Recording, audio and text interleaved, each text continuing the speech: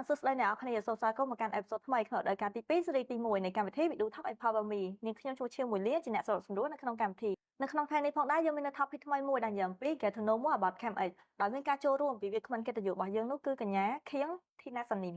អញ្ចឹងកុំឲ្យខាតពេលវេលាយូរតោះយើងទៅជួបជាមួយគាត់ទាំងអស់គ្នាជំរាបសួរបងជំរាបសួរបង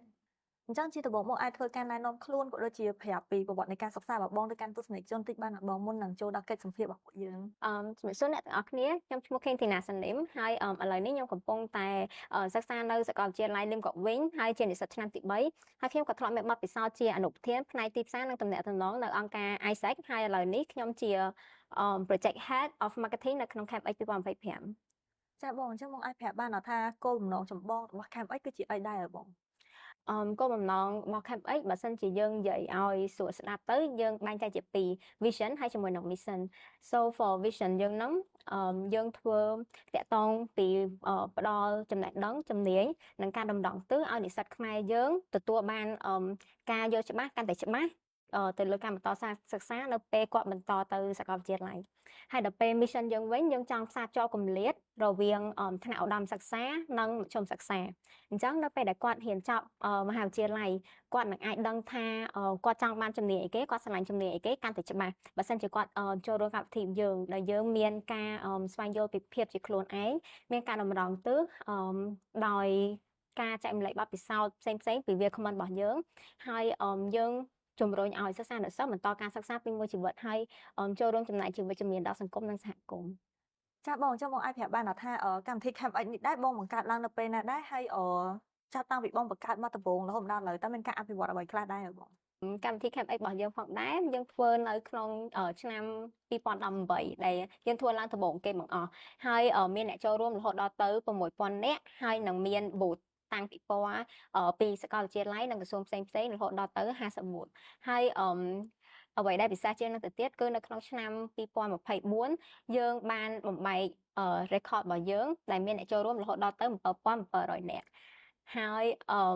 អ្នកស្តង់ដែលតាំងពីពណ៌ហ្នឹងគឺកើនឡើងទៅដល់70ស្តង់ហើយក្នុងនោះក៏មានដូចជាសាកលវិទ្យាល័យល្បីៗនិងក្រសួងស្ថាប័នផ្សេងៗផងដែរបង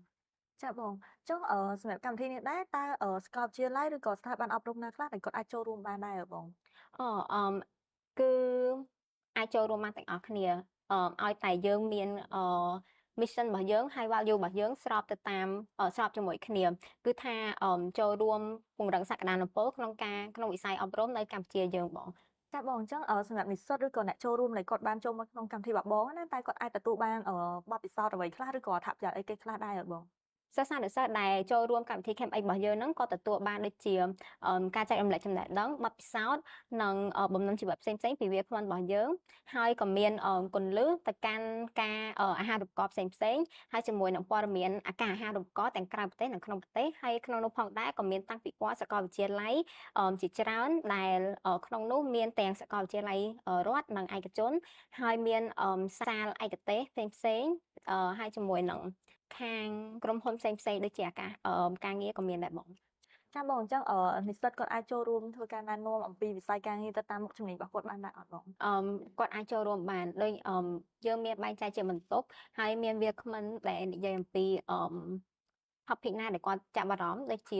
ផ្នែកការងារណាមួយដែលគាត់ចាប់អារម្មណ៍គាត់អាចចូលទៅក្នុងបន្ទប់នោះបានបងអញ្ចឹងបងអាចប្រាប់បានថាកម្មវិធី Camp X នេះដែរប្រកឡើងនៅពេលណាដែរបងកម្មវិធី Camp X របស់យើងធ្វើទាំងនៅទីក្រុងភ្នំពេញហើយជាមួយនឹងខេត្តផ្សេងៗទៀតដែលឆាត់នេះដែរយើងនឹងទៅខេត្តបាត់ដំបងនៅក្នុងថ្ងៃទី29ខែមីនាឆ្នាំ2025នេះឯងអញ្ចឹងបងអាចប្រាប់បានថាមូលហេតុអីទៅបងសម្រេចចិត្តប្រពកម្មវិធី Camp X នេះនៅទីក្រុងខេត្តដែរ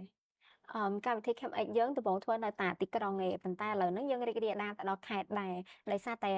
យើងចង់លើកស្ទួយវិស័យអប់រំយើងហើយពង្រីកសក្តានុពលការអប់រំរបស់សិស្សានុសិស្សទាំងនៅក្នុងទីក្រុងនិងក្នុងខេត្តគ្រប់ស្ទវណ្ណៈអញ្ចឹងបើសិនជាយើងអាចជួយសង្គមកាន់តែច្រើនយើងនឹងពេញចិត្តធ្វើវាចាបងអញ្ចឹងសម្រាប់ព្រឹត្តិការណ៍នេះដែរមានអ្នកជំនាញឬក៏វាគ្មិនគាត់ណាខ្លះដែលចូលរួមក្នុងកម្មវិធីរបស់ពួកយើងវាគ្មិនដែលចូលរួមមានទាំងមកពីស្ថាប័នរដ្ឋនិងឯកជនតែឥឡូវសូមអ្នកទុកសិនចាបងអញ្ចឹងសម្រាប់កម្មវិធី Camp X នេះផ្ទាល់អ្នកចូលរួមគាត់ត្រូវចំណាយអីដែរបងឬក៏ចូលរួមដែលឥតគិតថ្លៃចាបងសិស្សានុសិស្សអាចចូលរួមដែលឥតគិតថ្លៃបានទាំងនៅខេត្តនិងនៅទីក្រុងភ្នំពេញ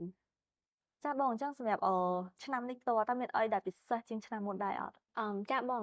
កម្មវិធី Camp X នៅក្នុងឆ្នាំ2025នេះដែរយើងធ្វើមិនត្រឹមតែនៅក្នុងទីក្រុងភ្នំពេញទេយើងផ្សព្វផ្សាយទៅតាមបណ្ដាខេត្តទៀតផងដូចជាខេត្តបាត់ដំបងកំពង់ស្ពឺកំពង់ធំហើយជាមួយនឹងកំពង់ចាមដែលនៅក្នុងខេត្តកំពង់ធំយើងធ្វើជាមួយនឹង TVET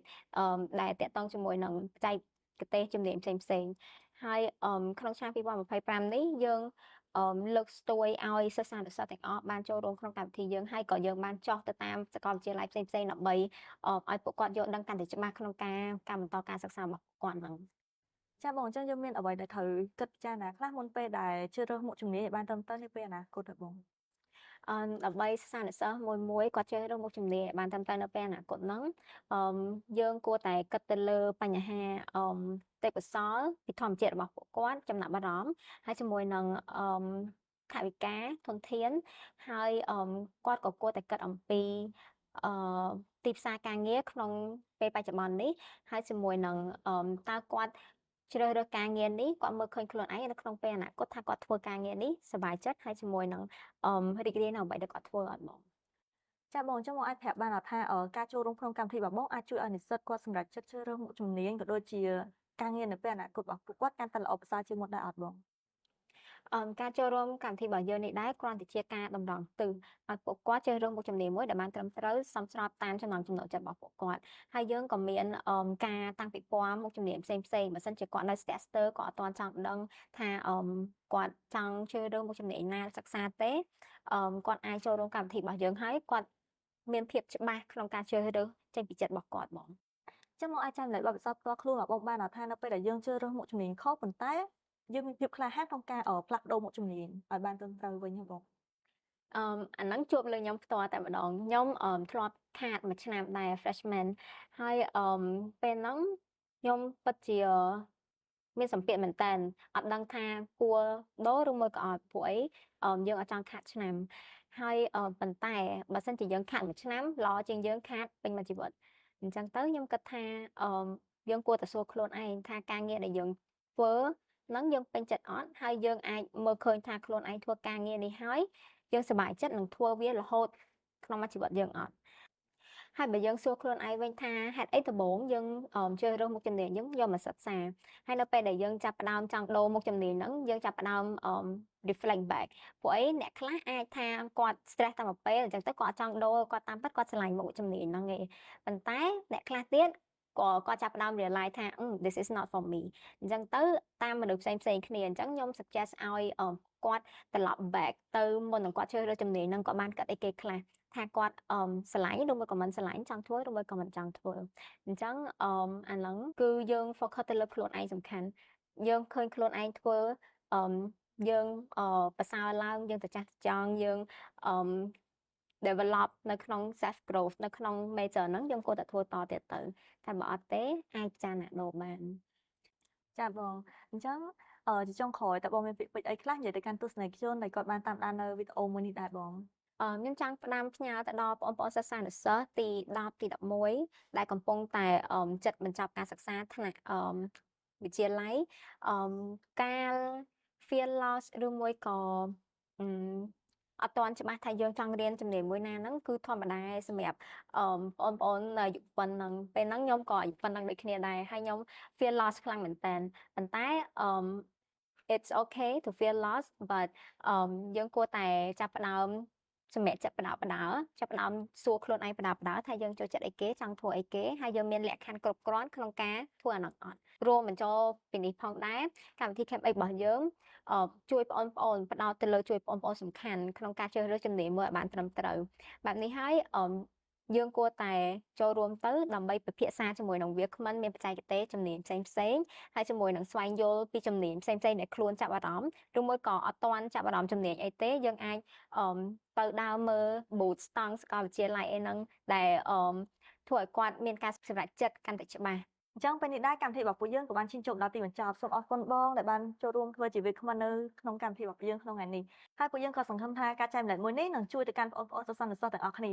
សូមអរគុណទស្សនិកជនដែលបានតាមដានទស្សនាកម្មវិធីរបស់ពួកយើងតាំងពីដើមរហូតដល់ចប់អូមួយវិញទៀតអ្នកគ្នាមានដឹងថាកម្មវិធីរបស់ពួកយើងក៏មាននៅ Telegram Channel ផងដែរតែមានឈ្មោះថាតស្ដា Video Talk អញ្ចឹងបើសិនជាអ្នកគ្នាចង់បានវីដេអូថ្មីៗក៏ដូចជាព័ត៌មានថ្មីៗកុំភ្លេចណាចូលនៅ Telegram Channel របស់ពួកយើងទាំងអស់គ្នាម្យ៉ាងវិញទៀតបើសិនជាអ្នកគ្នាមានសំណួរក៏ដូចជាមតិយោបល់អីផ្សេងៗក៏អាចប្រាប់នៅក្នុង comment section ខាងក្រោមនេះបានដែរជួបគ្នានៅវីដេអូក្រោយជាមួយនឹង Video Talk Everyday with you សូមអរគុណសូមជម្រាបលាបាយបាយ តែអ្នកទាំងអស់គ្នាមានចំណាប់អារម្មណ៍មិនដែរបន្ទាប់ពីបានធ្វើការទស្សនានៅកិច្ចពិភាក្សារបស់យើងនៅក្នុងថ្ងៃនេះប្រសិនបើអ្នកទាំងអស់គ្នាមានចម្ងល់ឬក៏សំណួរណាមួយដែលពាក់ព័ន្ធទៅនឹងប្រធានបទខាងលើអ្នកទាំងអស់គ្នាក៏អាច join Telegram Channel ដែលមាន link នៅក្នុង caption ខាងលើបានអូមួយវិញទៀតអ្នកទាំងអស់គ្នាក៏អាចមានឱកាសក្លាយជាវាគ្មិនកវីរបស់ពួកយើងបានផងដែរដោយសារធ្វើការចោះឈ្មោះតាមរយៈ QR code ដែលមាននៅខាងក្រោមនេះបានអញ្ចឹងក៏បានបាត់បង់ឱកាសដ៏ល្អមួយនេះណាបាយបាយ